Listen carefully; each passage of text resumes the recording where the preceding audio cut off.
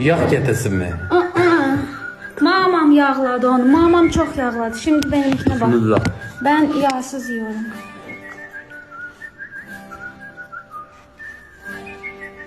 Beğenmedin mi? Beğenmedin mi? Annem orada bakar. Beğenmedin mi? Gerçekten. Kalıp. Aa! Kalıp.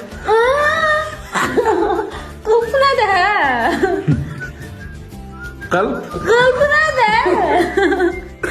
Yo valla çok güzel. Kur'an-ı Kerim güzel arkadaşlar. Andik. Yemin ederim. Maydanoz özellikle tayt vermiş. He, Tayt mı ver? Maydanoz tayt Bir vermiş. şey söyleyeceğim. 2-3 gündür benim Türkçe ve bu Sana bir şey söyleyeyim mi? Sizin şiveyle konuşuyorum diye öyle oldu ha. Bunun içinde maydanoz yok. Bu nedir bu yeşil olan? O şeydir. Ne diyorlar Mağol'da? Ispanak. Bak bu benimki. Ben böyle yiyorum.